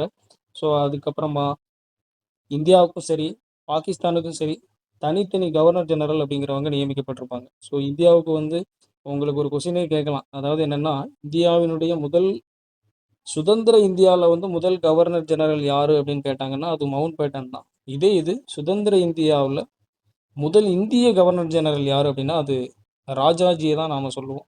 ஸோ அதே மாரி பாகிஸ்தான்ல எடுத்துக்கிட்டீங்கன்னா யாரு அப்படின்னா, பாகிஸ்தான்ல ஒரு கவர்னர் ஜெனரலா இருந்தவர் யாருன்னா, முகமது அலி ஜின்னா அப்படிங்கிறவர பார்க்குறோம். ஓகே. ஸோ ஃபைனலா இதுதான் இந்த சட்டம் அப்படிங்கிறத கொண்டு வந்து நமக்கு இதில வந்து சுதந்திரம் அப்படிங்கிறது கிடைக்குது. இதுக்கப்புறமா ஆக்சுவலா நம்ம 1934 எம்.என். ராய் அப்படிங்கிறவரு கோரிக்கை கேட்டிருப்பாரு. ஸோ அதிலிருந்து படிப்படியா வந்து நாம அந்த கோரிக்கைய எப்போ ஏத்துக்கிறோம் அப்படிங்கிறது இருக்குதுல்ல. 1946ல ஏத்திருப்போம். அது ஏற்றுக்கொள்ளப்பட்டு ஸோ அதுக்கப்புறமா அரசியல் நிர்ணய சபை அப்படிங்கிறது உருவாக்கப்பட்டிருக்கும் 1946. ஸோ இப்படி அடுத்த கன்டென்ட் அதாவது உங்களுக்கு இங்க நாம என்ன தெரிஞ்சுக்க வந்தோம் அப்படின்னா, அரசியலமைப்பு உருவாகுவதற்கு இந்திய அரசாங்க சட்டம் அப்படிங்கிறது. அதற்கு முன்ன வந்து நம்மள வந்து கம்பெனி வந்து எப்படிலாம் ரோல் பண்ணாங்க. பிரிட்டிஷ் அரசு நம்மள எப்படி ரோல் பண்ணுச்சு. ஸோ அதுக்கான சட்டங்கள் என்ன? அந்த சட்டங்கள்ல என்னென்னலாம் இருந்துச்சு? இன்னைக்கு அது எக்ஸாமுக்கு எந்த அளவுக்கு தேவை அப்படிங்கிறது தான் நாம இந்த கிளாஸ்ல வந்து பார்த்துருக்குறோம். ரொம்ப ஹெல்ப்ஃபுல்லா இருந்திருக்கும்னு நினைக்கிறேன். ஸோ அடுத்த கிளாஸ்ல சந்திக்கலாம். ரொம்ப நன்றி.